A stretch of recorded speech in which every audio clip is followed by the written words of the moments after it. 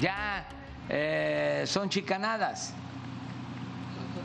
son tácticas dilatorias, parecen abogados huizacheros. Deberían de estar promoviendo los del INE este método democrático, pero son muy conservadores los que están en el INE. El presidente López Obrador fijó el tono temprano por la mañana. Dijo que posponer la consulta de revocación de su mandato sería una chicanada. Pero a una mayoría de los consejeros del INE eso no les importó y hace unos momentos votaron por posponer la consulta. Fue una apretada votación, 6 a favor, 5 en contra. Por lo visto, a quienes votaron por posponer la consulta se les vendrá encima no solo el linchamiento, sino la fuerza del Estado. Presentaré recurso de queja para que la propia Corte determine que el INE violó una resolución de ese órgano jurisdiccional. Asimismo, se presentarán las denuncias ante la Fiscalía General de la República y la Contraloría del propio INE por las probables responsabilidades administrativas y penales por la posible comisión de los delitos de abuso de autoridad y coalición de servidores públicos, entre otros. Así las cosas esta noche. Buenas noches. En un momento vamos a tener la mejor crónica de lo que ocurrió en el INE y veremos qué es lo que puede venir en ese tema. Pero antes, hace un año, este viernes, el viernes previo a las vacaciones decembrinas, los gobiernos de la ciudad y del Estado de México ordenaron cerrar, lo recordarán, todos los espacios comerciales no esenciales y muchas otras cosas por el creciente número de contagios, hospitalizaciones y muertes por COVID. Hace un año. Hoy, las cosas están así. Entre los temerarios y los sobrevivientes. Entre el riesgo y el sentido común. Suerte al Valle de México y suerte a México, porque prácticamente todo México está más o menos así. Imágenes de diciembre de 2020. Personal del corredor Madero es Plaza de la Constitución hacia el eje central. Imágenes de esta tarde un año después. La Ciudad de México parece que hizo de sus espacios de contagio, de muerte, sus nuevos espacios de consagración. A 12 meses del último confinamiento por la pandemia de coronavirus, prendió su plaza principal y la convirtió en feria. Un carnaval de cubrebocas atrás de los cuales se escuchan las razones del júbilo. Ya era hora, no se podía más. ¿Qué diferencia de año? El año pasado pues no teníamos para nada que salir, hoy nos dan una oportunidad y la estamos aprovechando. Ahí mismo en el Zócalo, el decano de los negocios del centro histórico es la tradicional Casa de los Sombreros, uno de los sobrevivientes de la pandemia. Ellos llevan 175 años ofreciendo de Sonora a Yucatán gracia y buena sombra. Resistieron una revolución, 2 guerras mundiales y la catástrofe económica de bajar la cortina un par de veces en un año por un virus. Era la incertidumbre, pero salir y ver el Zócalo vacío, salir y ver a nuestros compañeros o a los comercios del lado cerrar, gente llorando, gente recogiendo sus cosas porque desafortunadamente ya no pudieron sobrevivir a otro confinamiento. No muy lejos de ahí, en Polanco, otro personaje de la ciudad recuerda los días aciagos del cierre decretado del 19 de diciembre de 2020 al 10 de enero de 2021.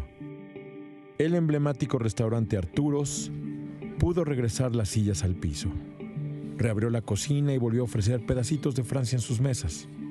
Lo mejor del menú, que viven para contarlo.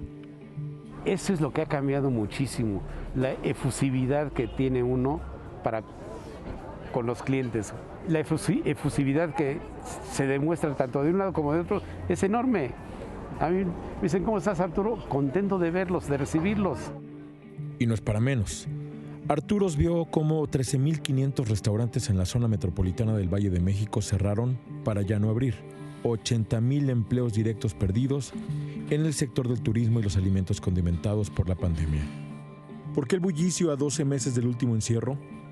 El promedio semanal de casos de contagio es una estadística clave. Hace un año, el registro para la primera quincena de diciembre era de 10.324 casos. En la primera quincena de diciembre de 2021 es de 2.222 casos. Así los números, así el bullicio. Del semáforo, ya ni quien se acuerde. Pero en tiempos de pandemia el color verde siempre tiene una cuenta regresiva. Ya pasamos por Delta, estamos en Omicron, ¿cuál quiere que falte? Pues que ya no falte ninguno, ya que se acabe esto, ¿no?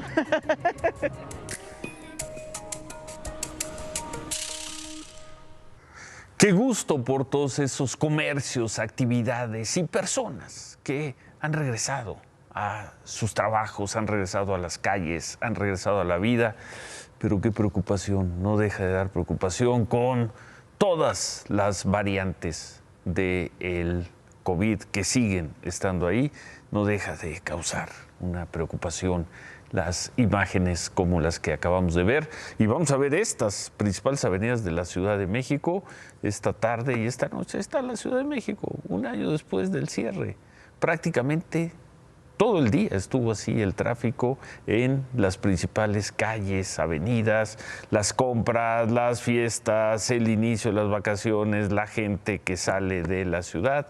Hoy se informó, por cierto, también que en 3 alcaldías se va a aplicar la vacuna para mayores de 60 años, la vacuna de refuerzo, la tercera dosis. Van a ser Álvaro Obregón, Cuauhtémoc y Milpa Alta, y solo 3 días. Van a ser lunes, martes y miércoles. Ahí se va a vacunar a todos los adultos mayores de esas alcaldías. Están abiertos los registros. En las últimas 24 horas se contaron 211 personas muertas por coronavirus, 211. Nada comparado con otros momentos, pero no dejan de ser 211 mexicanos. El total reconocido por las autoridades es, a este viernes de inicio de la temporada de las vacaciones decembrinas, 456.526 mexicanos muertos. Y como veíamos en la crónica de Marco Silva, los contagios se mantienen en un promedio bajo, por debajo de los 3,000. En otras cosas, el general del Ejército Mexicano, Eduardo León Trawitz, quien fue el jefe de seguridad de Petróleos Mexicanos durante parte del gobierno de Enrique Peña Nieto, fue detenido hoy en Canadá, en el oeste de Canadá, en la Columbia Británica. El señor León Trawitz estaba prófugo desde mayo de 2019. Ahí entonces se le giraron órdenes de aprehensión por supuesta delincuencia organizada y sustracción ilegal de hidrocarburos. Su detención es con fines de extradición. De acuerdo con la Fiscalía General de la República, el general Eduardo León Trawitz es un supuesto protector de una red de robo de hidrocarburos dentro de Pemex. Lo fue. El miércoles informamos sobre la recompensa que el Departamento de Estado de Estados Unidos ofrece por la captura de 4 de los hijos del Chapo Guzmán. El gobierno estadounidense ya publicó los carteles, ahí están, de búsqueda de los 4 hijos. Por cada uno se ofrecen recompensas de $5 millones. Lo anunciaron el miércoles y para los interesados, pues ahí están los carteles. Visto por última vez en Sinaloa, conocido como Alfredillo, Jesús Alfredo Guzmán Salazar, 4 hijos de Joaquín Guzmán son buscados por la justicia de Estados Unidos y quien dé información se va a llevar una recompensa por cada uno de ellos de $5 millones. Primero deseamos ofrecerles perdón por los crímenes de Estado que se cometieron contra sus antepasados. Y también estamos aquí para tratar de reparar en la medida de lo posible el daño que se ha cometido a los pueblos yaquis, destinando recursos del presupuesto público para la dotación de tierras, garantizar el derecho y mejorar el aprovechamiento del agua. Eso fue lo que el presidente López Obrador, o a lo que el presidente López Obrador se comprometió con los pueblos yaquis el 28 de septiembre. Eso fue en Sonora. A cambio, los yaquis prometieron retirar los bloqueos en las carreteras, en una zona carretera de Cajeme.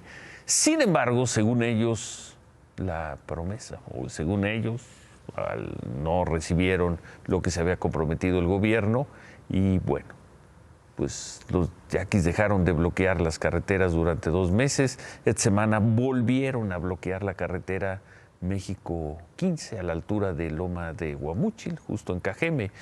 Un conductor subió un video en redes sociales en donde se ven estos retenes de los yaquis cobrando cuota para pasar por lo que llaman su territorio. Termina el año y por todos lados vemos a grupos sociales pidiendo dinero en las carreteras. Las autoridades no hacen nada con ellos. Lo novedoso es esto que vamos a ver. En el caso de los yaquis, la policía municipal no solo no impide que los yaquis estén bloqueando y pidiendo dinero en las carreteras, sino que les echa una mano. ¿Por qué vamos a parar? Vamos porque tú dices.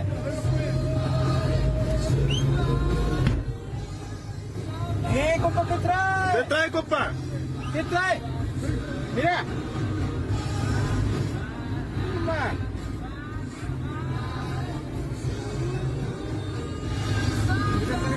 ¿Qué pasó? ¿Por qué voy a dejar de grabar?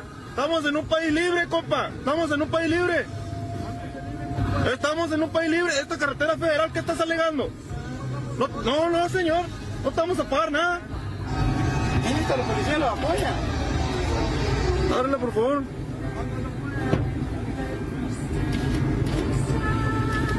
¿Qué pasó, señor? No, señor.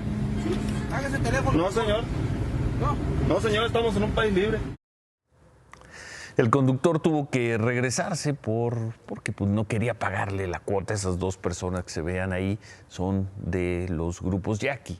El alcalde de Cajeme, Javier Lamarque, dijo esto sobre cómo están procediendo sus policías en estos retenes. Él me informó que se retiró la unidad, se arrestó a la gente, se le suspendió y se turnó su caso a la Comisión de Honor y Justicia para que se investigue y se apliquen las medidas sancionadoras que correspondan. No vamos a permitir ninguna actuación irregular de esta naturaleza por parte de ningún elemento de la corporación policíaca. No van a permitir, dice el alcalde, que los policías apoyen a las personas que están, pues que tienen tomadas tramos o que tienen tomados tramos carreteros, en este caso en Sonora, pero tampoco se les va a sancionar. Y eso que vimos ahí lo encuentran muchas personas, probablemente lo hayan vivido muchas personas que tomaron hoy carreteras, sobre todo si van rumbo a Guerrero, en algunas zonas de Michoacán, donde ya es una práctica común. Hay que cooperar.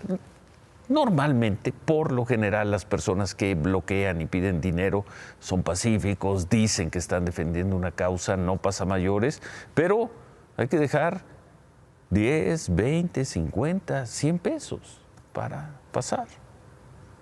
¿Y la autoridad?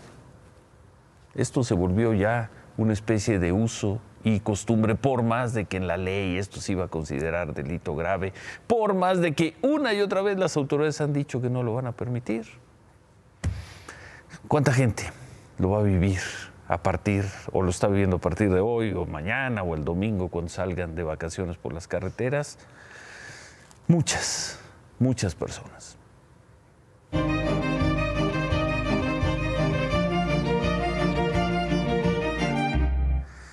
Pues vamos con la que termina siendo la historia del día. Veíamos al inicio del programa lo que expresó el presidente López Obrador sobre el hecho de posponer la consulta de revocación de su mandato. Dijo que es una táctica dilatoria, una chicanada, pero aún así, con una votación muy cerrada, 6 consejeros del INE decidieron votar por posponer la revocación de mandato. En suma, consejeras, consejeros, están ustedes en el borde de las definiciones. ¿Son o no demócratas? ¿Están a favor o no del pueblo? A una semana de que termine el plazo de la recopilación de firmas para solicitarle al INE la revocación de mandato, 6 consejeros electorales determinaron posponer la organización del proceso. Quiero ser enfática al decir que acompaño esta propuesta. No nos pidan que hagamos remedos de elecciones. Aquí cumplimos la Constitución, no caprichos del gobierno en turno. Y es que según la ley de revocación de mandato, esta consulta debe realizarse con 161,000 casillas en toda la República, como en una elección federal. Para cumplir con esa tarea, al INE le hacen falta 1.503 millones de pesos, recursos que los diputados de Morena le negaron. Íbamos bien hasta que se presentó esta lamentable situación de no aprobarle los recursos necesarios al INE. Y aunque aclararon que la verificación de las firmas seguirá adelante, a partir de ahora quedaron en suspenso las etapas preparatorias de este ejercicio de democracia directa. La Corte tendrá que resolver. La Corte tiene caminos también para resolver de manera pronta porque son asuntos de relevancia nacional. Y en esa medida, como autoridades del Estado, nos someteremos a lo que le defina el órgano jurisdiccional. Ese es el Estado de Derecho. Todo parece indicar que el presidente de la República quiere que se haga la revocación de mandato. Todo parece indicar, si se juntan el 3% de firmas, que la ciudadanía quiere la revocación de mandato. Si eso es así, el INE también quiere la revocación de mandato, pero quiere hacerla conforme a la ley. Y para eso las condiciones en las que se nos han colocado hoy nos colocan en una imposibilidad. Los 5 consejeros que votaron en contra también estuvieron divididos. Unos propusieron ahorrar, capacitar menos, reducir el número de representantes, buscar una promoción barata de la consulta. Es posible hacer un mayor esfuerzo para generar más ahorros y economías. No comparto la visión desde la que fue construido porque no hubo demasiada voluntad de explorar más posibilidades. Otras consejeras se quejaron del maltrato presupuestal que impide al INE cumplir con su misión, pero se negaron a frenar el proceso y pidieron imaginar alternativas. No es deseable, no nos gustan estas medidas, pero es con los que tenemos que avanzar para cumplir con nuestro mandato. Estaremos incumpliendo con nuestro mandato constitucional al dejar de realizar esta jornada de revocación de mandato, y mucho menos podemos suspender un derecho político y electoral como este. No es momento de confrontaciones y discusiones vanas, es momento de pensar en cumplir con la ley. Que no se nos olvide que los grandes beneficiarios son y serán las y los mexicanos. El consejero Espada se pronunció por esperar que la Corte resuelva, pero descalificó las pretensiones de austeridad de Morena. Quien crea que con el presupuesto aprobado se puede realizar una consulta de revocación con las garantías que la ley da a la sociedad, se equivoca.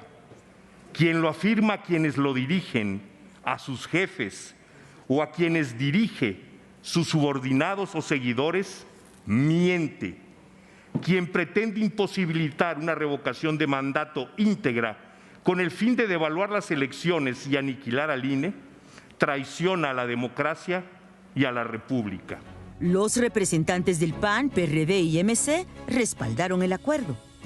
El partido político Morena y el presidente de la República quieren un proceso de revocación de mandato similar a la consulta patito que hicieron para echar atrás el proyecto del nuevo aeropuerto en Texcoco. La propuesta de acuerdo que hoy discutimos es una reacción enérgica pero indispensable para impedir que el INE quede convertido en un organizador de consultas gansito. PT y PRI pidieron diálogo y mesura. El peor argumento es ponerse los guantes. Si la Corte finalmente falla en contra del INE, el INE tendrá que hacer lo que ha dejado de hacer en este tiempo. No puede haber diálogo cuando los dos opositores, las dos fuerzas que chocan, ya se han puesto los guantes. El INE tiene que decir, seguiremos. Morena advirtió a los consejeros que esa prórroga intentaba una cancelación y que se están extralimitando al involucrar en este juego de fuerzas a los ministros de la Corte y a los diputados. pero la decisión de posponer estaba hecha. Quienes estén a favor, gracias. En contra, es aprobado el proyecto por 6 votos a favor, 5 votos en contra. Y con todo y que les dijeron que era una chicanada lo que estaban haciendo, con todo y que les dijeron huizacheros, una mayoría de consejeros del INE votó por aplazar, por posponer el proceso de revocación de mandato. 6 votos a 5. Se pospone, vamos a ver en qué condiciones, en qué términos este ejercicio de revocación de mandato. Al consejero presidente Lorenzo Córdoba, quien promovió esta prórroga, lo apoyaron, ahí están los nombres, Ciro Murayama, Claudia Zavala, Jaime Rivera, Roberto Ruiz y Dania Rabel. En contra, como veíamos en la crónica de Ivonne, votaron Carla Humphrey, Uc Espadas, Adriana Favela, Norma de la Cruz y Martín Paz. No hay nuevas fechas. Sí, se seguirá haciendo en estos días el trabajo de verificación de firmas, pero seguramente la gente sobre todo la gente de Morena o del propio gobierno, de la Cámara de Diputados, van a inconformarse y van a llevar esta decisión del INE al Tribunal Federal Electoral. Y ahí el asunto, pues, serán entonces los magistrados quienes voten. El presidente Morena, Mario Delgado, tuiteó: tal como lo advertimos, Lorenzo Córdoba ha decidido encabezar la oposición al avance democrático de nuestro país y detener el proceso para la revocación de mandato. El INE, dice el presidente Morena, el INE ha claudicado a su responsabilidad constitucional de respetar los derechos políticos de los mexicanos.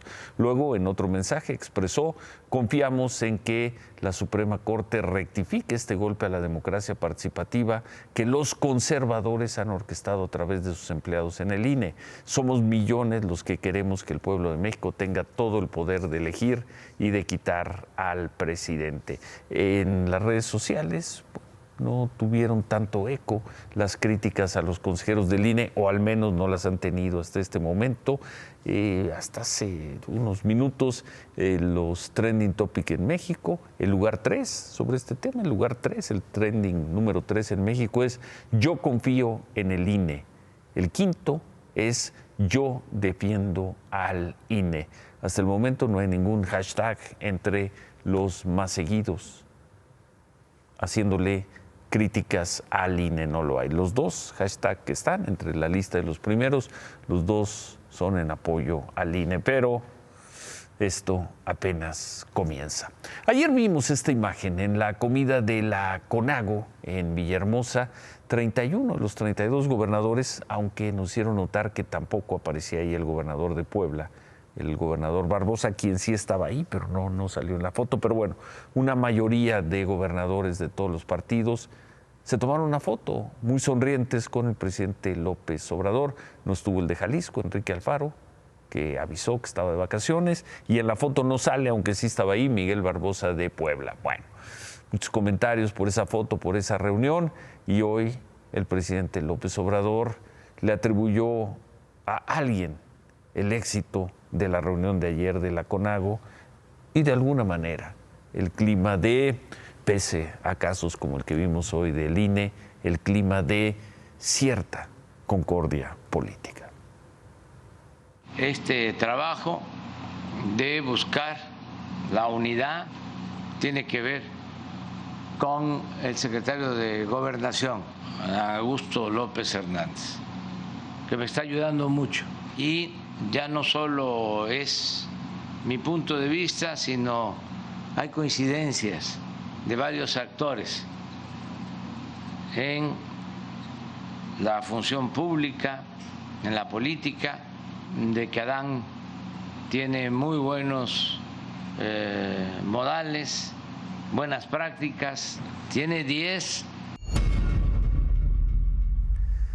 Le pone 10 de calificación el presidente López Obrador al secretario de Gobernación, Adán Augusto López. La policía capitalina informó que en la colonia Insurgentes Cuicuilco, en Coyoacán, pues muy cerca de aquí, una mujer de 61 años a bordo de un auto, de un Jetta negro, atropelló a un ciclista. Esto fue sobre la avenida de los Insurgentes.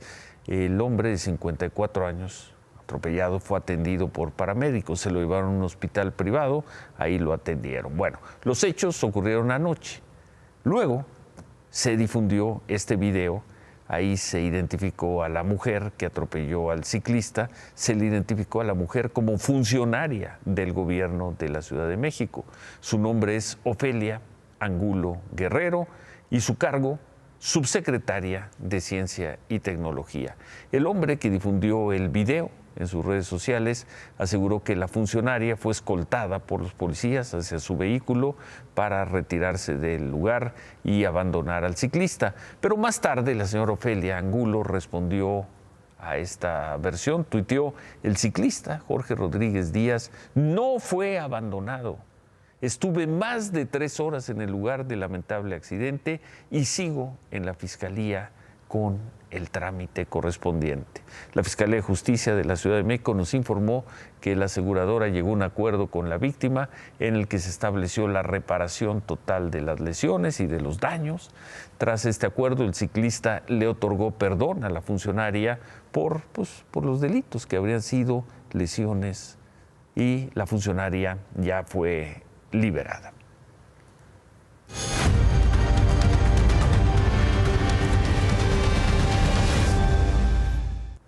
Veíamos un adelanto anoche, vamos a ver ya la cifra oficial del gobierno de Estados Unidos. Confirmó que en noviembre fueron detenidos más de 63,000 migrantes mexicanos que trataron de cruzar de manera ilegal la frontera. Cifras altísimas, ahí tienen los comparativos en la pantalla. En enero detuvieron a 40,000. La cifra se disparó en mayo, bajó un poco y está en 63,000. El total que adelantábamos anoche, y hoy es cifra oficial, es de 654,418. Repito, 654,418 mexicanos detenidos por cruzar de manera ilegal en Estados Unidos. Y todavía falta diciembre. En noviembre de 2018, el último mes antes de que el presidente López Obrador asumiera el cargo, fueron detenidos 19,000 migrantes. 22,000 en noviembre de 2019, 44,000 en noviembre del año pasado, y ahí está la cifra de noviembre de este año. En noviembre de 2018, Estados Unidos detuvo a 566 migrantes al día. En noviembre del 19, ahí subió. Es la cifra por día. Hace 3 años detenían a 566. Hoy están deteniendo a más de 2,000. ¿Por qué? Por cierto, tampoco son buenas cifras para el gobierno de Joe Biden. Estados Unidos detuvo en total a 173,000 migrantes, allá van los mexicanos y de otros países. Es el 9º mes consecutivo que superan los 144,000 de mayo de 2019, aquel mayo en que Donald Trump dijo: ya no soporto más esta situación, o paran a los migrantes o les pongo aranceles altísimos a los productos mexicanos. Migrantes como los que esta mañana bloquearon la carretera costera a la altura de Mapastepec, en Chiapas. Eran unas 150 personas que exigieron que el gobierno les diera visa para poder transitar por el país. Ahí están, pusieron piedras, palos, bloquearon la carretera, le pidieron a los conductores de los camiones que los llevaran, pero choferes y automovilistas se molestaron, desalojaron el bloqueo. Hubo luego un breve enfrentamiento, los migrantes se retiraron y finalmente dejaron pasar a los vehículos. Esta mañana habitantes de la colonia El Refugio realizaron una misa en el lugar del accidente de la semana pasada que dejó a 56 migrantes muertos en una carretera federal de Chiapas. Por cierto, los 56 cuerpos siguen en el servicio médico forense en Tuxtla Gutiérrez porque ninguno ha podido ser entregado a los familiares, ninguno ha sido repatriado. Los familiares le piden a las autoridades mexicanas pues que agilicen, que ayuden para agilizar el trámite. Por cierto, hoy se dio a conocer que el gobierno mexicano, o se adelantó, que el gobierno mexicano pedirá visa a los venezolanos que quieran entrar al país. La Secretaría de Gobernación justificó esta decisión diciendo que hay un aumento de ciudadanos venezolanos que viajan en avión a estados de la frontera norte y de ahí cruzan de manera ilegal a Estados Unidos. La Secretaría de Gobernación publicó hoy en el portal de la Comisión Nacional de Mejora Regulatoria el proyecto de... David. Los mercados son raros y el comportamiento de los mercados es verdaderamente exótico. Las acciones de Aeroméxico ayer cayeron 50% y hoy volvieron a caer otro 30%. Están en 1.18 pesos por acción. ¿Ya sabes quién es el inversionista fantasma? Todavía no se sabe. Lo cierto es que hay una oferta pública de adquisición. No, es que se ponen difíciles. Sí, bueno, a ver. Ojalá fueran como los políticos, que sí, les encanta andar contando sus historias, normalmente falsas. Pero el caso es que las acciones de Aeroméxico han estado cayendo 2 días seguidos, 50 ayer, 30% hoy, porque hay una oferta pública de adquisición de un grupo que no es el grupo actual de accionistas, que no es Delta, que tiene el 49% de las acciones, hasta por el 49% de las acciones. Y yo le recomendaría, yo como el padre de la ley superior, que es momento de comprar acciones de Aeroméxico. ¿Y tú por qué andas recomendando? Porque las están regalando. ¿Sí? A ver, ¿qué otra aerolínea mexicana tiene posibilidad de ser lo que le llaman una aerolínea bandera? Ninguna. Es decir, de cubrir el todo el territorio hoy por nacional. Hoy nadie. ¿Cuánto te costaría, mira que lo han tratado Interjet, Volaris, Viva Aerobús, tener la cobertura nacional? Entonces, con estos o con otros accionistas, el negocio va a terminar recuperándose. Y a quienes nos están viendo, ¿en qué les va a afectar en este momento? En este momento en nada. En nada. En este momento en nada. Incluso Aeroméxico sigue abriendo rutas y todo. Es como parte del proceso de reestructuración. Como no hubo apoyo que quiebre el que tenga que quebrar, pues esto es lo que está pasando. Están en una reestructuración financiera para mantener la empresa viva. No están cerrando como Mexicana de Aviación, están cambiando de accionistas, que eso es menos malo. ¿Y tienen que ser mexicanos? Tienen que ser mexicanos por ley. Es Delta 49% y quienes vengan. Sí, la ley dice que tiene que ser un accionista mexicano con la mayoría y el extranjero puede tener hasta el 49%. Ojalá no volvamos como en las épocas de los 90 de que, bueno, no, es que son acciones sin control, pero hay un comité que dirige, porque esa podría ser la manera de darle la vuelta. ¿Y entonces, conclusión? Conclusión, no se asusten, no va a quebrar Aeroméxico. 1. No va a dejar de volar. No va a dejar de volar. No 2. va a cancelar vuelos en estas vacaciones. No, nada de eso, nada. Va. No van a subir al doble los precios. No, nada de eso. Aeroméxico va a seguir operando y cambiará de dueños. Que cuando subes un avión no te importa mucho quién es el dueño, ¿no? Más bien. En términos generales. Que esté bien el avión y esté bien el servicio. Y casi como un favor, si pueden salir más o menos a tiempo y llegar más o menos a tiempo. Eso es lo que le pides a una línea aérea, ¿no? Sí. Que salga más o menos a tiempo, que llegue más o menos a tiempo y que los aviones estén bien y que por lo menos estén limpios. Bueno. ¿Nada más? Sí, voy a hacer un remate. Voy a hacer un remate. Venga, entonces, música. Remátala, David. Hoy un reportero quiso quedar bien con el presidente y le dijo, ¿no será que la inflación está creciendo como crece su popularidad? Si a esas vamos, el presidente más popular de la historia de México sería Miguel de la Madrid. La inflación era de 157%. Perdón que me meta el remate. Ahí va, tal como se lo preguntaron al presidente. La inflación que está atacando México, sabemos que es mundial. ¿No será que se debe al crecimiento de la aceptación que tiene usted en México? ¿No será que se debe al crecimiento de la aceptación que tiene usted en México? Lo que debe haber contestado el presidente era, no me defiendas, compadre. Compadre, bueno, gracias David. Hacemos una pausa y al regresar los transformadores esperan ya merendarse las cabezas de Lorenzo Córdoba y Ciro Murayama. Volvemos.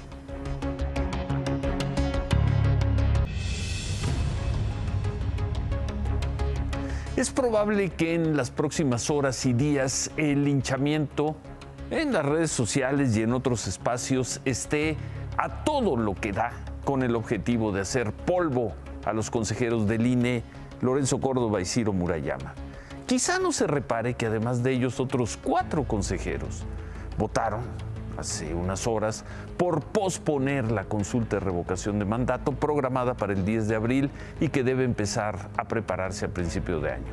A los linchadores no les gustan los procesos democráticos, porque eso fue lo que ocurrió en el INE, un proceso democrático. 6 consejeros votaron a favor de posponer y 5 votaron en contra. 6 son más que 5. ¿En dónde está el fraude a la democracia? El intento golpista, ese término absurdo, vulgar, que tanto gusta a los linchadores. Ahora, democráticamente, quienes estén en contra de lo votado por el INE pueden ir al Tribunal Electoral, seguramente lo harán, y ahí los magistrados votarán. Apoyarán lo votado por el INE o lo echarán abajo. Eso dice la ley y así funcionan las democracias, pero eso no le gusta ni le ha gustado nunca a los que nunca aceptan las derrotas. Por lo pronto, se pospone la muy controvertida consulta de revocación de mandato. Pero esto apenas empieza, así que pues feliz Navidad. Se quedan con ¿Qué importa? Gracias, buenas noches. Ánimo.